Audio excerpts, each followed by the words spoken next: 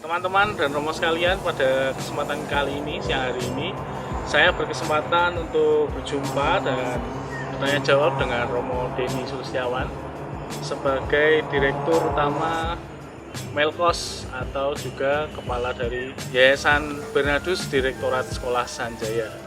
Bagaimana kabarnya, Romo? Sehat, Sehat nih? sehat, Di tengah pandemi ini tetap semangat, tetap sehat? sehat fisiknya, Sehat fisiknya? demam pikirannya, Oh, demam pikirannya?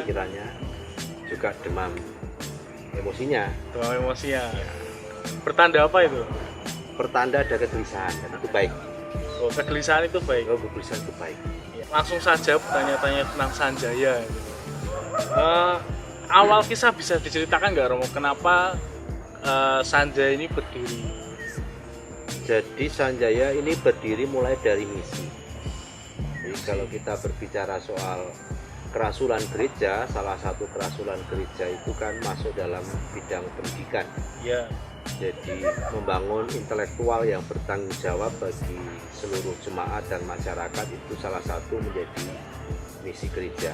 Maka pewartaan Injil dalam dunia pendidikan adalah agar iman itu semakin hidup karena ada pertanggungjawaban pengetahuan. Ada Anselmus itu ya, ya. Fides Quaerens Intellectu. Nah, pendidikan itu ambil bagian di dalam porsi kerasulan itu. Awal mulanya gereja paroki-paroki bersama jemaat itu mencoba untuk mengaktualisasikan dengan sekolah-sekolah formal. Oh iya. Nah, maka banyaklah bermunculan sekolah-sekolah Sanjaya, sekolah Kanisius yang ada di sekitaran kerasulan gereja teritori paroki. Teritori paroki. Oh, berarti awalnya masih di dalam teritori paroki, belum menjadi satu kesatuan. Belum. Jadi itu sporadis ya, sporadis terjadi gerakan seperti itu. Lalu mulailah gerakan itu kan karena ini pastoral yang khas, formal, dan tentu juga ada kaitannya dengan regulasi dari pemerintah, maka dibuatkanlah yang namanya lembaga yang bisa memayungi melindungi, memayungi sekaligus mengelola secara lebih baik. Maka tahun 90-an, itu 94 kalau nggak salah, itu didirikanlah Yayasan Sanjaya. Oleh keuskupan atau masih secara swadaya berdiri gitu, Romo? Oleh swadaya, tetapi memang lalu legalitasnya, artinya izinnya dari keuskupan. Nah, ini penting bahwa kita ini hidup dalam kesatuan gereja. Segala sesuatu karya kerasulan gereja kalau berkait dengan legal itu kan harus ada izin dari ordinaris wilayah, diatur oleh hukum gereja kan itu. Maka lalu gerakannya dari bawah, tetapi persetujuan atau izinnya dari ordinaris wilayah. Nah, berjalan waktu sampai tahun 2000, negara sendiri mengalami perubahan undang-undang, pembaruan terus. Regulasi terkait pendidikan. Terkait pendidikan. Dua hal, terkait pendidikan dan terkait yayasan. Oh, gitu. Nah, ada undang-undang yayasan, ada undang-undang pendidikan. Yang undang-undang yayasan ini tampaknya perlu di-upgrade untuk Yayasan Sanjaya. Maka Monsinyur Suharyo waktu itu menghentikan Yayasan Sanjaya, menutup. Lalu sekolah-sekolah Sanjaya yang masih hidup dikelola oleh paroki-paroki bersama jemaat ini, dipayungilah oleh Yayasan Bernardus yang ada di Semarang. Oh, dipusatkan. Keberadaan sekolah Sanjaya itu menjadi kehadiran gereja bagi masyarakat yang memang secara ekonomi lemah. Lalu kondisi pandemi seperti ini, ketika murid-murid tidak bisa membayar rutin sekolah, ya bagaimana yayasan mengupayakan untuk bertanggung jawab terhadap kebutuhan mereka, sehingga baik naik turunnya jumlah biaya atau honor yang mereka terima, tapi setidaknya ada konsistensi. Menarik, Romo, untuk konsistensi itu tersendiri. Bahwa tadi Romo mengatakan ada yang resisten, ada yang kondusif mendukung. Nah, dari situ pasti melahirkan suatu sikap tegas dari Sanjaya. Terkhusus dalam masa pandemi ini, bagaimana gereja yang diwakili oleh Sanjaya tentunya dalam karya pendidikan itu sikap tegasnya itu apakah terkhusus dalam pencari siswa baru itu apakah ya sudah yang penting mau sekolah dulu, atau yang tapi tidak bisa, finansial kurang, sangat kurang, atau kriteria apa, contoh sikap tegas yang lain? Ada 3 hal. Yang pertama prinsip ya. Prinsip dididikan atau sikap tegas itu saya sebut sebagai prinsip adalah kita harus memfasilitasi semua orang untuk bisa masuk ke sekolah kita dan membangun sebuah kepercayaan publik bahwa sekolah kita ini bisa dipertanggungjawabkan dari sisi kualitas. Nah, yang kedua adalah dalam kondisi pandemi seperti ini kita tahu bahwa dampak pandemi ini masuk ke dalam banyak lini, entah itu kesehatan, entah itu yang jelas dampak ekonomi itu luar biasa. Maka memang kita coba tahun 2020 kemarin anak-anak 1 tahun tidak usah membiayai sekolah. Salah satu bentuk nyatanya setahun tidak ada biaya pungutan. Ya, pungutan. Romo menekankan di awal bahwa sekolah Sanjaya ini karya gereja, karya keuskupan sendiri. Nah, berkaitan dengan itu bagaimana sekolah Sanjaya tetap menghidupi ajaran Kristiani dengan budaya setempatnya? Kalau kita bicara menyeragamkan tidak mungkin. Di sekolah Sanjaya itu karakteristiknya berbeda, kondisi demografi sosialnya juga berbeda. Yang mengikat adalah visi lembaga. Misalnya kita punya slogan Integrated Education for Global Community, Intellectual Maturity, Spiritual Maturity, dan Personality Maturity.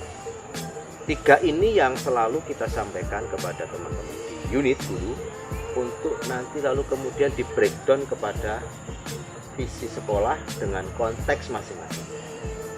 Nah, sejak tahun 2017 sebenarnya kita membuat yang namanya pola inkubasi guru.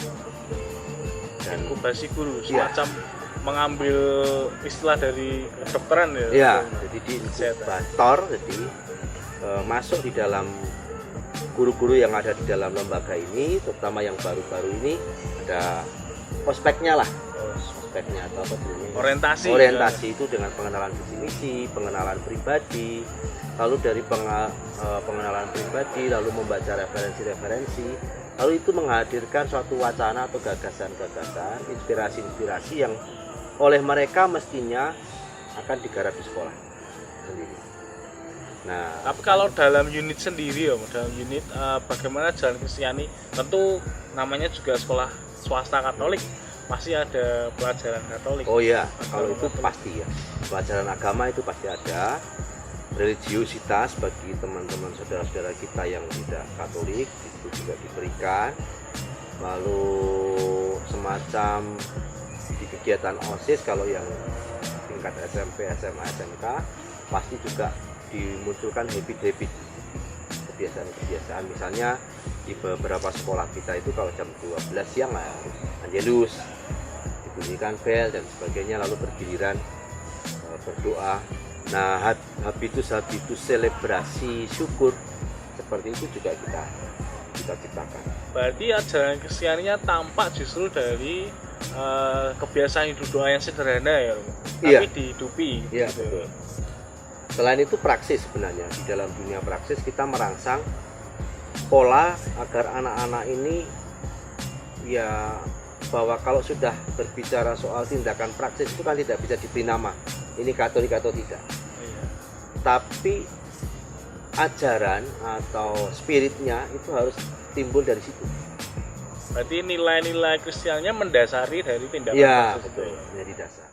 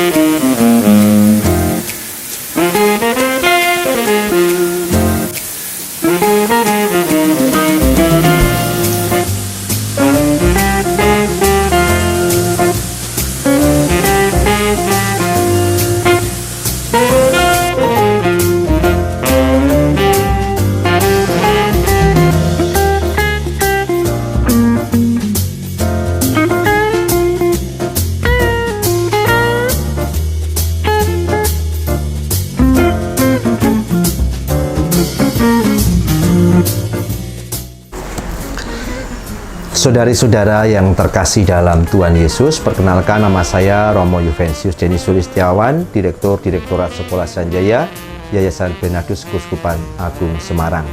Di masa pandemi COVID-19 ini, saya mengundang saudara-saudari semuanya untuk terlibat dalam solidaritas pengharapan untuk pendidikan. Bagaimana caranya? Direktorat Sekolah Sanjaya bekerjasama dengan Melkos Roastery telah membuat produk pending kopi. Dengan membeli kopi sekolah seharga Rp50.000, Anda mendapatkan 2 bungkus kopi dalam satu kemasan ini, sekaligus menyumbang sekolah-sekolah Sanjaya sebesar Rp25.000. Terima kasih atas dukungan Anda semuanya dan berkah dalam.